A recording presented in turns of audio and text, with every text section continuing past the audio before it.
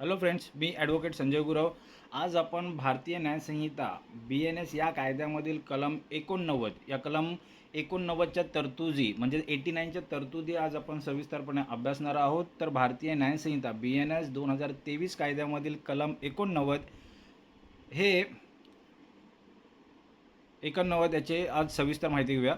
तर पालकाने, कलमाचं नाव आहे, पालकाने किंवा त्यांच्या संमतीने मुलाच्या किंवा वेड्या व्यक्तीच्या फायद्यासाठी विश्वासाने केलेली कृती. काय म्हटलेलं आहे? पालकाने किंवा त्याच्या संमतीने मुलांच्या किंवा वेड्या व्यक्तीच्या फायद्यासाठी विश्वासाने केलेली कृती. काय म्हटलेलं आहे? तरतूद काय आहे? तर 12 वर्षापेक्षा कमी वयाच्या बालकाच्या किंवा विकृत मनस्क म्हणजे वेड्या व्यक्तीच्या फायद्यासाठी त्याच्या पालकाच्या किंवा कायदेशीर ताबा असलेल्या व्यक्तीच्या प्रत्यक्ष किंवा अप्रत्यक्ष संमतीने म्हणजे विश्वासाने गुड फेथमध्ये केलेली कोणतीही गोष्ट त्यामुळे त्या व्यक्तीला झालेल्या किंवा होण्याची शक्यता असलेल्या कोणत्याही अपयामुळे हा म्हणजे गुन्हा ठरत नाही.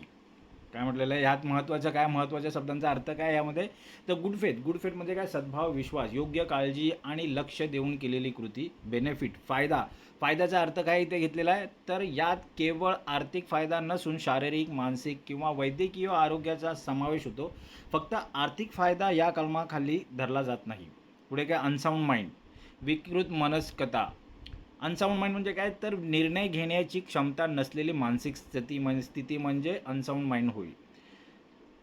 याची व्याख्या कशी केलेली आहे? 12 वर्षाखालील लहान मुले किंवा मानसिकदृष्ट्या अस्वस्थ व्यक्तींच्या कल्याणासाठी पालकांच्या संमतीने केलेल्या आणि अपाय पोचवणाऱ्या कृतींना गुन्हेगारी जबाबदारीतून मुक्त संरक्षण देणारी तरतूद या कलमात केलेली आहे. न्यायालयाने व्याख्या कशी केलेली आहे? तर न्यायालयाने स्पष्ट केले आहे की बालके व वेड्या व्यक्ती स्वतःची वैध संमती देण्यास असमर्थ असतात, म्हणून त्यांच्या पालकांची संमती कायदेशीररित्या वैध मानली जाते. आता या कलमाची ऐतिहासिक पार्श्वभूमी काय आहे? हिस्टॉरिकल बॅकग्राऊंड काय आहे? ते कलम अस्तित्वात का आले? तर वैद्यकीय उपचार, शस्त्रक्रिया किंवा संरक्षणात्मक कृती करताना डॉक्टरांना किंवा पालकांना गुन्हेगारी आरोपांपासून कायदेशीर संरक्षण मिळावे यासाठी हे कलम अस्तित्वात आलेलं आहे.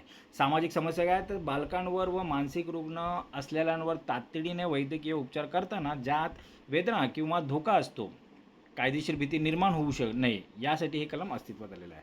तसेच शिफारशी काय? 24 आणि 42व्या कायदा आयोगाने, लॉ कमिशनने या तरतुदीची व्याप्ती कायम ठेवण्याची शिफारस केली होती. पूर्वीच्या कायद्यातील तरतूद काय होतं? तर कलम जुन्या भारतीय दंडसंहिता IPCमध्ये IPC 1860च्या कलम 89शी तंतोतंत समान आहे. उद्दिष्ट काय आहेत? तर ऑब्जेक्टिव्ह काय? तर उद्देश असमर्थ व्यक्तींच्या बालक रुग्ण हिताचे रक्षण करणे आणि त्यांच्या उपचारासाठी काम करणाऱ्यांना संरक्षण देणे, सार्वजनिक हित, बाल आरोग्य आणि मानसिक आरोग्याशी संबंधित वैद्यकीय आणि सामाजिक सेवा बिनधोकपणे पार पाडता याव्यात, हे एक उद्दिष्ट आहे. तसेच काय संरक्षित केलं जाते? संरक्षित काय केलं जातं? तर डॉक्टर, पालक आणि कायदेशीर पालक गार्डियन्स यांचा सद्भाव हा गुड फेथ संरक्षित केला जातो. सोप्या भाषेत समजून घेऊया हे कलम. तर प्रत्येक वाक्याचे स्पष्टीकरण कसं आहे? जर मुलगा 12 वर्षापेक्षा लहान असेल किंवा व्यक्ती वेडी असेल तर. तसेच कृती त्यांच्या चांगल्यासाठी, फायद्यासाठी केलेली असावी. पालकांची संमती असावी. कृती सद्भावनेने गुड फेथमध्ये केलेली असावी. अशा वेळी झालेल्या अपयांसाठी ती कृती गुन्हा मानली जाणार नाही. सोपी उदाहरणे समजून घेऊया. तर एका लहान मुलाच्या पायाला गंभीर संसर्ग झालेला आहे. जीव वाचवण्यासाठी पायाचे ऑपरेशन करणे गरजेचे आहे. डॉक्टर पालकांच्या संमतीने पाय कापतात. इथे डॉक्टर BNS सेक्शन 89च्या अंतर्गत संरक्षित राहील. उदाहरण 2. एक वेडी व्यक्ती स्वतःला दुखापत करत आहे. पालकाच्या संमतीने त्याला दोरीने बांधून ठेवले जाते. हा बेकायदेशीर अटकाव, रॉंगफुल कन्फाइनमेंट ठरत नाही. तर कलम 89 अंतर्गत संरक्षण मिळतं ह्या कृत्याला. दैनंदिन जीवनातील उपयोग काय? तर लहान मुलांवर होणाऱ्या आणीबाणीच्या शस्त्रक्रिया, लसीकरण आणि मानसिक रुग्णांचे पुनर्वसन हे दैनंदिन उपयोगातले उपयोग होतो या कलमाचा. तर आवश्यक घटक कोणते? इसेन्शियल इन्ग्रेडियंट्स कोणते आहेत ह्याचं उल्लंघन होण्यासाठी? पीडित व्यक्ती 12 वर्षापेक्षा लहान असावी किंवा वेडी असावी, अनसाऊंड माइंड असावी, कृती सद्भावनेने गुड फेथमध्ये केलेली असावी, कृती त्या व्यक्तीच्या फायद्यासाठी बेनिफिट असणे गरजेचे आहे. तसेच कृती पालकांच्या प्रत्यक्ष, एक्सप्रेस आणि अप्रत्यक्ष इम्प्लायंट संमतीने केलेली असावी. तर हे आवश्यक घटक आहेत. अपवाद काय आहेत, एक्सेप्शन्स काय आहेत आणि प्रोव्हिजन्स काय आहेत? तर BNS कलम 89 खालील 4 परिस्थितींमध्ये संरक्षण देता येत नाही म्हणजे अपवाद आहेत. तर मृत्यू घडवून आणणे, मुद्दाम मृत्यू घडवणे किंवा मृत्यूचा प्रयत्न करणे, गंभीर दुखापत, ग्रीवियस हर्ट, मृत्यू किंवा गंभीर दुखापत टाळण्यासाठी व्यतिरिक्त इतर कारणांसाठी केलेली गंभीर कृती, गुन्ह्यास प्रोत्साहन, अबेटमेंट, कोणत्याही गुन्ह्यास प्रोत्साहन देणे हे या कायद्याअंतर्गत संरक्षित नाही आहेत, अपवाद नाही आहेत. हे अपवाद आहेत. जनरल एक्सेप्शन काय आहेत? तर BNS मधील प्रकरण 3 जनरल एक्सेप्शनचा भाग आहे. आता आवश्यक मानसिक स्थिती काय, मेन्स काय, तर इंटेन्शन, हेतू, नुकसान करण्याचा दुष्ट हेतू नसला पाहिजे. नॉलेज, ज्ञान, कृतीमुळे वेदना, अपाय होऊ शकतो याचे ज्ञान असले तरी ते उपचारासाठी फायद्यासाठी आवश्यक मानले जाते. नेग्लिजन्स, निष्काळजीपणा, जर निष्काळजीपणा आढळला तर गुड फेथचा बचाव रद्द होतो. रिकलेसनेस, बेपर्वाईने केलेली कृती या कलमात बसत नाहीत. प्रक्रिया कसं आहे, प्रोसिजर कसं आहे, तर FIR जर याचं उल्लंघन झालं तर FIR, जर या कलमाचा बचाव उपलब्ध असेल तर पोलीस प्रथमदर्शी गुन्हा नोंदवताना त्याची शहानिशा करतात. इन्व्हेस्टिगेशन, डॉक्टर, पालकांचा हेतू आणि संमतीपत्र तपासले जाते. अरेस्ट, सद्भावनेने केलेला कृती सामान्यतः अटक केली जात नाही. चार्जशीट, पुरावा नसल्यास क्लोजर रिपोर्ट सादर केला जातो. ट्रायल कोणत्या न्यायालयात होईल, तर न्यायालयात बचाव, डिफेन्स म्हणून हे कलम सादर केले जाते. अपील, उच्च न्यायालयात अपील करता येते. पुरावे, एव्हिडन्स, BSA भारतीय साक्ष अधिनियम 2023 अन्वये डॉक्युमेंटरी, वैद्यकीय संमतीपत्र, कन्सेंट फॉर्म, केस पेपर, वैद्यकीय अहवाल हे पुरावे घेतले जातात. ओरल, डॉक्टर, नर्स, पालकांची साक्ष, इलेक्ट्रॉनिक CCTV फुटेज, डिजिटल संमती, व्हिडिओ रेकॉर्डिंग हे पुरावे असू शकतात. एक्सपर्ट एव्हिडन्स, भारतीय साक्ष अधिनियम BSA मधील तज्ज्ञ डॉक्टरांचे मत विचारात घेतले जाते. सर्कमस्टॅन्शियल एव्हिडन्स, परिस्थितीजन्य पुरावा, परिस्थिती आणीबाणीची होती का हे पाहिलं जातं. हे पुरावे एक्सेप्ट केले जातात. पुराव्याची जबाबदारी कुणावर असते, बर्डन ऑफ प्रूफ कुणावर असतं, तर कोणावर आहे, तर भारतीय साक्ष अधिनियम BSAच्या तरतुदीनुसार अपवादाचा बचाव घेण्याची जबाबदारी आरोपीवर, पालक व डॉक्टरवर असते. प्रिझम्पशन, गृहीतके काय आहेत, तर कोर्ट सुरुवातीला गुन्हा घडल्याचे मानू शकते. आरोपीला गुड फेथ सिद्ध करावा लागतो. स्टँडर्ड ऑफ प्रूफ काय, संभाव्यतेची श्रेष्ठता बघावी लागते, प्रोबॅबिलिटीज बघावे लागतात. कलमाचे उल्लंघन कसे होते, तर कोणत्या कृतीमुळे उल्लंघन होते, जर पालकांच्या संमतीशिवाय किंवा मुलाच्या फायद्यासाठी नसलेली कृती केली, उदाहरणार्थ क्रूरता किंवा आर्थिक फायद्यासाठी मुलाचे अवयव काढणे, हे उल्लंघन होऊ शकतं. हे उल्लंघन मानलं जाईल. उल्लंघन सिद्ध करण्यासाठी सद्भावाचा अभाव, लॅक ऑफ गुड फेथ आणि वाईट हेतू सिद्ध करावा लागतो. शिक्षा काय, पनिशमेंट काय उल्लंघन झालंच, तर हे कलम गुन्ह्यांपासून संरक्षण, डिफेन्स देते. त्यामुळे या कलमात कोणतीही शिक्षा दिलेली नाही. जर या कलमाचा बचाव सिद्ध झाला नाही तर केलेल्या मूळ गुन्ह्यानुसार, उदाहरणार्थ कलम 115 दुखापत करणे किंवा कलम 106 निष्काळजीपणाने मृत्यू BNS अंतर्गत शिक्षा होऊ शकते. कायदेशीर उपाय आहेत, लीगल रेमेडीज काय आहेत, तर FIR कंप्लेंट, चुकीचा आरोप झाल्यास FIR रद्द करण्यासाठी उच्च न्यायालयात याचिका, क्वॅशिंग पिटिशन फाईल करावी लागते, याचिका दाखल करावी लागते. क्रिमिनल रेमेडी, BNS कलम 89चा बचाव न्यायालयात मांडणे, रिट पिटिशन, कलम 226 अंतर्गत उच्च न्यायालयात दाद मागणे.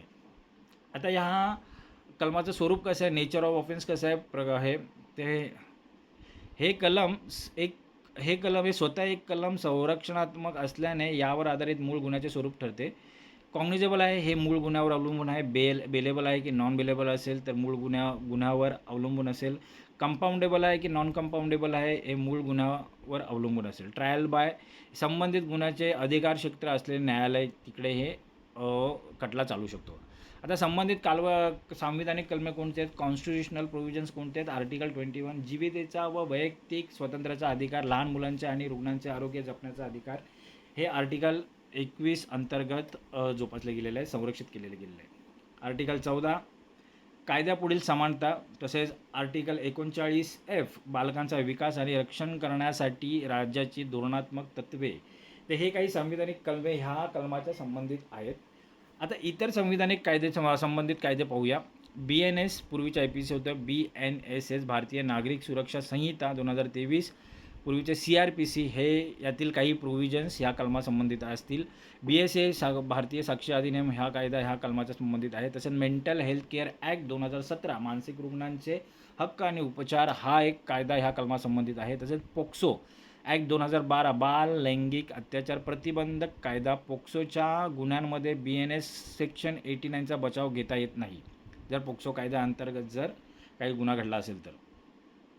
न्यायालयीन निर्णय सुकोरो कोबिराज विरुद्ध इम्प्रेस 1887चा हे आहे. फॅक्ट्स काय होते तर एका अनधिकृत वैद्याने पालकांच्या संमतीने एका मुलाचे मूळ व्याधाचे ऑपरेशन साध्या चाकूने केले, ज्यामुळे मुलाचा रक्तस्राव होऊन मृत्यू झाला. इश्यूज काय होता, वैद्य BNS 89 तत्कालीन IPCचा बचाव घेऊ शकतो का. तर आर्ग्युमेंट्स होते, वैद्याने सांगितले की त्याने पालकांच्या संमतीने आणि मुलांच्या फायद्यासाठी कृती केली होती. जजमेंट काय देण्यात आलं तर न्यायालयाने वैद्याला दोषी ठरवले. रेशिओ डेसिडेंडी काय होता, योग्य काळजी आणि कौशल्याशिवाय केलेली कृती गुड फेथ सद्भाव मानली जाऊ शकत नाही असा डेसिडेंडी देण्यात आला. न्यायालयीन प्रश्न काय, इश्यूज बिफोर कोर्ट काय वैद्यकीय उपचार आणि शस्त्रक्रिया खरंच बालकाच्या रुग्णाच्या चांगल्यासाठी होती. पालकांनी दिलेली संमती मोकळ्या वातावरणात आणि माहितीपूर्ण इन्फॉर्म कन्सेंट होती का, हे इश्यूज आहेत, न्यायालयीन प्रश्न असतात. आता न्यायालयीन व्याख्यांचे महत्त्व काय, न्यायालयांची स्पष्ट केले आहे की गुड फेथ सिद्ध करण्यासाठी केवळ चांगला हेतू असून चालत नाही, तर योग्य काळजी आणि लक्ष ड्यू केअर आणि अटेन्शन देणे अनिवार्य आहे. व्यवहारातील उपयोग काय आहे त्या कलमाचा तर प्रॅक्टिकल ॲप्लिकेशन, पोलीस वैद्यकीय निष्काळजीपणाच्या तक्रारींमध्ये डॉक्टरांवर लगेच गुन्हा दाखल न करणे, वकील डॉक्टर किंवा पालकांचा बचाव करताना या कलमाचा वापर करणे, न्यायालय आणीबाणीच्या परिस्थितीत केलेल्या कृतींची व्याप्ती तपासणे, सामान्य नागरिक लहान मुलांच्या उपचारासाठी डॉक्टरांना अधिकार देणे, ते हे व्यवहारातील उपयोग आहेत या कलमाचे. संभाव्य बचाव पॉसिबल डिफेन्स काय तर आरोपी सिद्ध करू शकतो की कृती केवळ आणि केवळ कल्याणासाठी उपचारासाठी केली होती, पालकांची वैद्य संमती घेतली होती, हा बचाव घेता येतो. लॅटिन मॅक्झिम कोणते आहेत ह्या कलमासंबंधित, ॲक्टस नॉन फिसिएट रियुम निसी मिन्सिट रिया, केवळ कृती कुणाला दोषी बनवत नाही जोपर्यंत मन गुन्हेगारी स्वरूपाचे नसते. या कलमात गुन्हेगारी मन मेन्स रिया नसते. दुसरा लॅटिन मॅक्झिम आहे व्हॉलंटरी नॉट फिट इंजुरिया, स्वतःच्या संमतीने झालेल्या नुकसानीबद्दल तक्रार करता येत नाही, येथे पालकांची संमती लागू होते. अलीकडील बदल, नवीन कायदा 1 जुलै 2024 पासून BNS लागू झाल्याने आता न्यायालयांमध्ये IPC ऐवजी 89 ऐवजी BNS 89चा संदर्भ दिला जातो. इन्फॉर्म कन्सेंट माहितीपूर्ण संमती, आधुनिक वैद्यकीय न्यायशास्त्रानुसार मेडिकल ज्युरिस्प्रुडन्सनुसार आता लिखित आणि स्पष्ट संमती असणे आवश्यक मानले जाते. कलमाचे महत्त्व काय, नागरिकांसाठी म्हणजेच पालकांना मुलांच्या उपचाराबाबत निर्णय घेण्याचा फायदेशीर अधिकार, पोलीस बनावट तक्रारींपासून संरक्षण ओळखणे, न्यायव्यवस्था उपचारात्मक कृती आणि गुन्हेगारी कृती यातील फरक ओळखणे, समाज वैद्यकीय क्षेत्राला भीतीमुक्तपणे काम करण्याची संधी देणे. आता कलमावरील टीका काय आहेत, क्रिटिसिझम काय आहेत, गैरवापर, काही वेळा पालक आणि नातेवाईक अज्ञान किंवा अंधश्रद्धेपायी उदाहरणार्थ अघोरी उपचार या कलमाचा गैरवापर करण्याचा प्रयत्न करतात. सुधारणा काय आवश्यक आहे तर फायदा बेनिफिट या शब्दाची व्याख्या अधिक स्पष्ट करण्याची गरज आहे, जेणेकरून अघोरी कृत्ये यातून वगळली जातील. आता वारंवार विचारले जाणारे प्रश्न कोणते आहेत या कलमाअंतर्गत, त्या कलमाखाली शिक्षा होते का तर उत्तर आहे नाही, हे कलम गुन्ह्यांपासून बचाव प्रोटेक्शन आणि एक्सेप्शनमध्ये मोडते. दुसरा प्रश्न आहे 12 वर्षावरील मुलांसाठी हे कलम लागू होते का, उत्तर आहे नाही, 12 वर्षावरील व्यक्तींसाठी BNSचे कलम 88 लागू होते. पुढचा प्रश्न आहे डॉक्टरांना या कलमाचा फायदा मिळतो का, तर उत्तर आहे हो, पालकांच्या संमतीने मुलांवर उपचार करणाऱ्या डॉक्टरांना पूर्ण संरक्षण मिळते. प्रक्रिया कशी आहे, फ्लोचार्ट कसा आहे या कलमाचा तर घटना वैद्यकीय उपचार, पालकांची संमती, नंतर मग गुड फेथ, नंतर मग होय किंवा नाही. जर होय असेल तर BNS 89 अंतर्गत संरक्षण, नाही असेल तर BNS अंतर्गत गुन्हा FIR तपास खटला चालू होतो, FIR केला जातो, तपास केला जातो आणि पुढे खटला चालू होतो. परीक्षेच्या दृष्टीने महत्त्वाचे मुद्दे काय, वयोमर्यादा 12 वर्षांपेक्षा कमी, महत्त्वाचे शब्द आहेत good faith, benefit, guardian's, consent, अपवाद काय, मृत्यू घडवणे, गंभीर दुखापत करण्यास हे संरक्षण लागू नाही. समीक्षा कशी करता येईल तर फायदे काय आहेत? वैद्यकीय क्षेत्र आणि पालकांना संरक्षणाची ढाल पुरवते. मर्यादा शारीरिक, मानसिक फायद्याव्यतिरिक्त केवळ आर्थिक फायदा हा कलमाखाली ग्राह्य धरला जात नाही. व्यावहारिक परिणाम काय? डॉक्टरांना आणीबाणीच्या काळात भीतीशिवाय काम करता येते. निष्कर्ष काय काढता येईल या कलमाचा? तर सारांश कसा आहे? तर BNS कलम 89 हे बालक आणि वेड्या व्यक्तींच्या कल्याणासाठी त्यांच्या पालकांच्या संमतीने आणि सद्भावनेने केलेल्या कृतींना गुन्हेगारी जबाबदारीपासून कायदेशीर संरक्षण पुरवणारे एक अत्यंत महत्त्वाचे कलम आहे. सामाजिक व कायदेशीर महत्त्व काय? तर हे कलम कायदा आणि वैद्यकीय उपचार यांच्यात समतोल साधते. ज्यामुळे असहाय्य व्यक्तीचे रक्षण तर होतेच, पण त्यांच्यावर उपचार करणाऱ्यांना कायदेशीर अडचणींपासून संरक्षण मिळते. तर मित्रांनो, आज आपण भारतीय न्यायसंहिता कायद्यातील कलम 89च्या तरतुदी आज आपण सविस्तरपणे अभ्यासलेल्या आहेत. ह्या कलमाच्या तरतुदी अधिक चांगल्या प्रकारे सविस्तरपणे समजून घेण्यासाठी हा व्हिडिओ तुम्ही वारंवार पहा, जेणेकरून ह्या कलमाच्या तरतुदी अधिक चांगल्या प्रकारे तुम्हाला समजतील. असेच कायदेविषयक ज्ञान मिळवण्यासाठी, कायदेविषयक माहिती मिळवण्यासाठी आमचं चॅनल सबस्क्राईब करा, लाईक करा, शेअर करा आणि आपल्या प्रियजनांना, मित्रांना हे कायदेविषयक व्हिडिओज फॉरवर्ड करा, जेणेकरून त्यांचंही कायदेविषयक ज्ञान वाढेल, त्यांनाही कायदेविषयक माहिती मिळेल. तर आज आपण इथेच थांबूया. धन्यवाद.